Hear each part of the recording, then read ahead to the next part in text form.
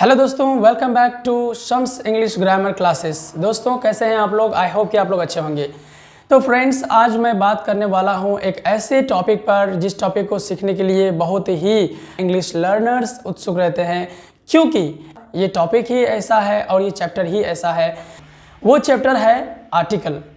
दोस्तों, हम लोग जानते हैं कि हम लोग आर्टिकल क्यों पढ़ते हैं, आर्टिकल का प्रयोग कैसे होता है और आर्टिकल किसके लिए प्रयोग किया जाता है। आर्टिकल अगर हम प्रयोग ना करें तो क्या होगा, और अगर आर्टिकल का गलत प्रयोग कर दें तो सेंटेंस का मीनिंग क्या हो जाएगा। तो दोस्तों, ऐसे कई सारे सवाल हैं मन में और दिमाग में जिनका आपको अभी तक अगर आंसर नहीं मिला है तो आप लोग मेरी वीडियो को पूरी तरह देखिए। अगर आप कंपटीशन की तैयारी कर रहे हैं, किसी भी कंपटीशन की, तो आपको ये वीडियो काफ़ी हेल्प करेगी इंग्लिश के आर्टिकल को सॉल्व करने में, ठीक है, क्योंकि ग्रामर से ही ज़्यादा क्वेश्चंस पूछे जाते हैं। तो प्लीज़ देखिए ध्यान से इस वीडियो को और चलिए शुरू करते हैं। आर्टिकल्स, आर्टिकल्स किसे कहते हैं? तो दोस्तों, आर्टिकल कहते हैं ए, एन और द को। A and the are called articles. A and the को आर्टिकल्स कहा जाता है, ठीक है। देख लीजिए, मैं आपको यहाँ पर बता देता हूँ। आर्टिकल्स दोस्तों दो प्रकार के होते हैं। आर्टिकल्स किसे कहते हैं? तो मैंने बोला कि ए, एन तथा द, है ना, इन तीनों को आर्टिकल्स कहा जाता है। वहाँ जो आपको दिखाई दे रहा है ना, ये तीनों ए, एन तथा द, ये आर्टिकल्स कहलाते हैं, ठीक है। आर्टिकल दो प्रकार के होते हैं। Number one, definite. Definite articles, ठीक है। डेफिनिट आर्टिकल काइंड्स बता रहा हूं मैं, डेफिनिट आर्टिकल, और दूसरा है इनडेफिनिट आर्टिकल। तो दोस्तों, आर्टिकल क्या है ये तो आप समझ गए कि ए एन द को आर्टिकल कहते हैं, ठीक। अब आर्टिकल के प्रकार हैं दो, एक डेफिनिट और दूसरा है इनडेफिनिट। डेफिनिट आर्टिकल द को कहा जाता है, ठीक है, और इनडेफिनिट आर्टिकल ए और एन को कहते हैं। द हमारा डेफिनेट आर्टिकल कहलाएगा और ए एन हमारा इनडेफिनिट आर्टिकल कहलाएगा, ठीक है। अब आते हैं वीक आर्टिकल और स्ट्रॉन्ग आर्टिकल में। जब द का साउंड द होता है तो ये हमारा यानी द, ये वीक आर्टिकल कहलाता है, ठीक है।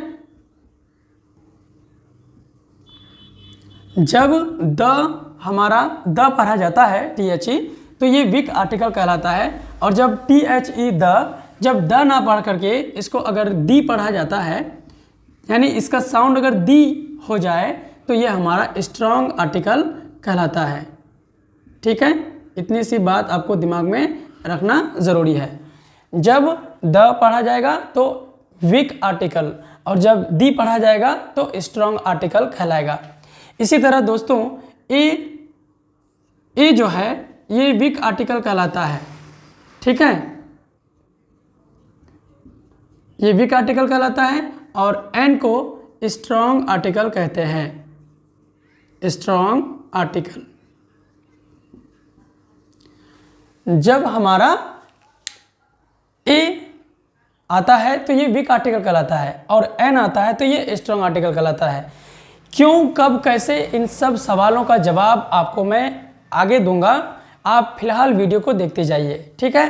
तो चलिए दोस्तों, देखते हैं कि हमारा इंडेफिनिट आर्टिकल किस तरह से काम करता है, ठीक है। तो यहाँ पर मैंने आपको ए और एन दे दिया, यानी इंडेफिनिट आर्टिकल मैंने यहाँ पर दे रखा है, ठीक है। ये इंडेफिनिट आर्टिकल इसलिए कहलाता है क्योंकि ये किसी अनिश्चित नाउन का बोध कराता है।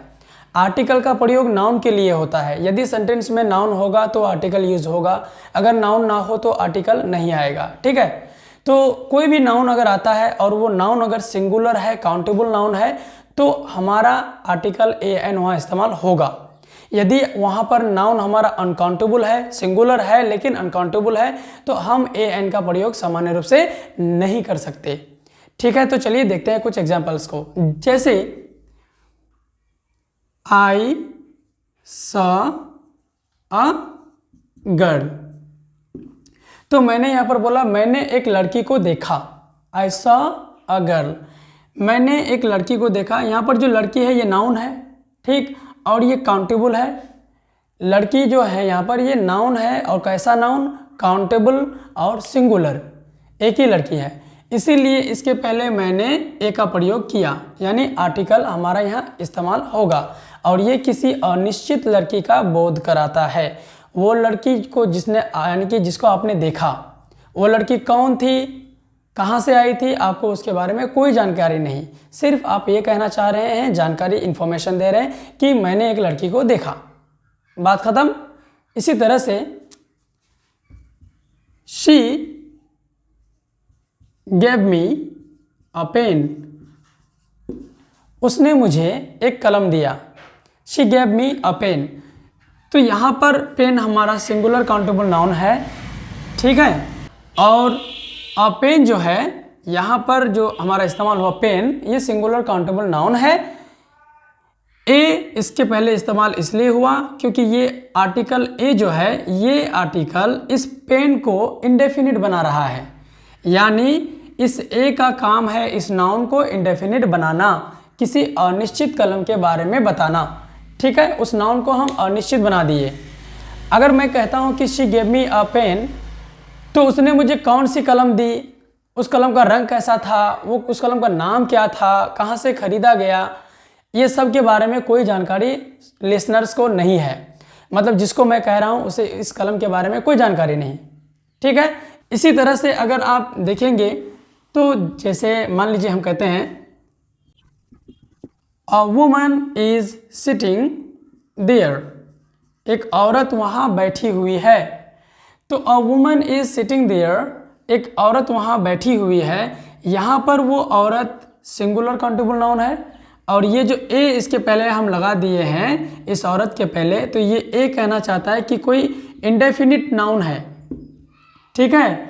ये आर्टिकल यहाँ पर इस औरत को इंडेफिनिट बना रहा है, अनिश्चित बना रहा है। वो औरत कौन है, कहाँ से आई है, क्या नाम है, उनका घर क्या कहाँ है, क्या एड्रेस है उनका, मुझे कुछ भी नहीं पता। I don't know anything about that woman, ठीक है, मुझे उस औरत के बारे में कुछ भी नहीं पता है, इसीलिए मैं यहाँ ए लगाऊंगा। अगर मैं किसी निश्चित औरत या निश्चित चीज़ों के बारे में बात करूंगा तो वहाँ द लगेगा। कैसे, तो मैं आपको दिखाता हूँ। देखिए, जैसे आपने कहा she gave me a pen, उसने मुझे एक कलम दिया। यहाँ पर कलम के बारे में बोल करके आपने सिर्फ इतना बताया कि उसने मुझे एक कलम दिया, और नेक्स्ट टाइम फिर आप बता रहे हैं कि कलम लाल है, ठीक है। तो अब यहाँ पर सुनने वाले इंसान को पता चल गया कि आप किस कलम के बारे में बोल रहे हैं कि कलम लाल है, वही कलम जो कलम उसने तुम्हें दिया था। तो आपने कहा कि द पेन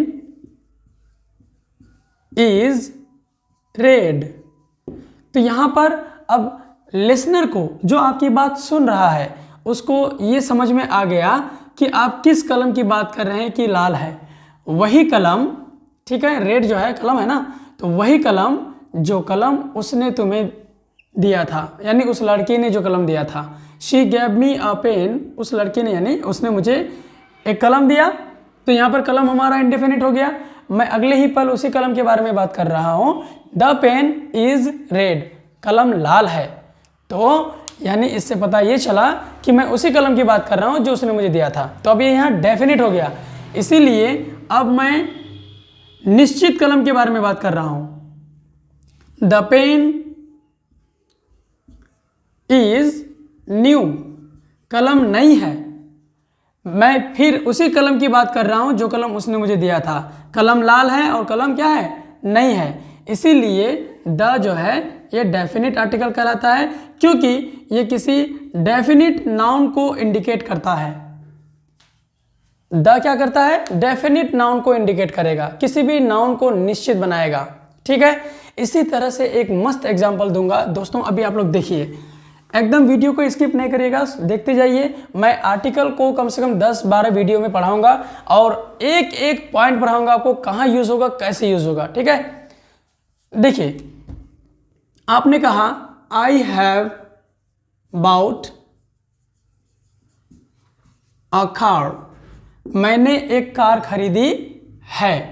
तो यहाँ पर कार जो आप खरीदे हैं ये अभी क्या है, अनिश्चित है। आप अपने दोस्तों को सिर्फ ये बता रहे हैं कि मैंने एक कार खरीदी है, लेकिन वो कार कैसी है, क्या नाम है, कलर कैसा है, कुछ नहीं पता उन लोगों को। ठीक है, तो नेक्स्ट टाइम जब आप यूज करेंगे कार के बारे में बताएंगे तो फिर आप द लगाना होगा। जैसे I have bought a car, the car is red and beautiful.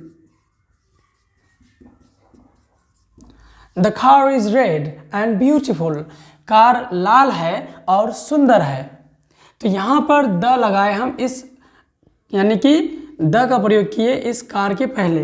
Car हमारा सिंगुलर काउंटेबल नाउन है और द का प्रयोग मैंने इसलिए लगाया क्योंकि मैं किसी निश्चित कार की बात कर रहा हूँ, यानी मैं उसी कार की बात कर रहा हूँ जिस कार को मैंने खरीदी है।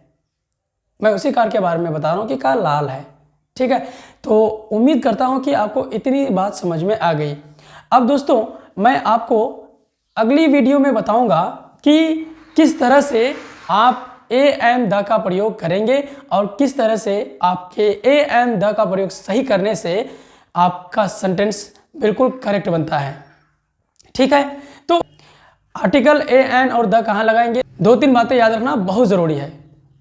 नंबर 1 कि आर्टिकल ए या एन का प्रयोग हम लोग तभी करेंगे जब हमारा नाउन सिंगुलर और काउंटेबल होगा। ठीक है, दूसरा, अनकाउंटेबल नाउन के पहले सामान्य रूप से ए एन का प्रयोग नहीं किया जाता है, यानी नाउन अगर अनकाउंटेबल है तो आप उनके पहले ए एन नहीं लगा सकते। कैसे, तो देखिए एग्जाम्पल्स को। जैसे कि मान लीजिए आप कहते हैं अ वाटर, तो आपका सेंटेंस बिल्कुल गलत है। अ वाटर नहीं होता है। अ मिल्क नहीं होगा, क्योंकि वाटर और मिल्क ना तो पानी को गिन सकते हैं ना ही दूध को गिन सकते हैं, इसीलिए ये हमारा अनकाउंटेबल नाउन है और अनकाउंटेबल नाउन के पहले ए नहीं लगेगा, क्योंकि ए का जो सामान्य अर्थ होता है एक, ए या एन का मीनिंग क्या होता है, एक। ठीक है, लेकिन द का कोई मीनिंग नहीं होता है। ये सेंटेंस में प्रयोग जिस तरह होता है उस तरह से मीनिंग देता है, इसका कोई अपना अर्थ नहीं होता है द का। ए एन का मीनिंग होता है एक या कोई। ठीक है, वो आप देखेंगे बाद में, आगे समझेंगे कैसे कैसे। फिलहाल आप याद रखिएगा कि ए या एन का प्रयोग हम लोग अनकाउंटेबल नाउन के साथ नहीं करेंगे, इसीलिए गोल्ड मीन्स सोना, हम लोग ए नहीं लगाएंगे क्योंकि गोल्ड अनकाउंटेबल नाउन कहलाता है। ठीक है, तो उम्मीद करता हूं दोस्तों आप लोगों को ये पूरी तरह से समझ में आ गई होंगी मेरी बातें। Thank you very much for watching the video. आप लोग प्लीज़ वीडियो को लाइक करिए, सब्सक्राइब करिए और शेयर करिए। आप मुझे कुछ भी कमेंट करिए ताकि मैं आपके कहे अनुसार अपना काम कर सकूं और आपको वीडियो दे सकूं। Thank you very much once again for watching the video.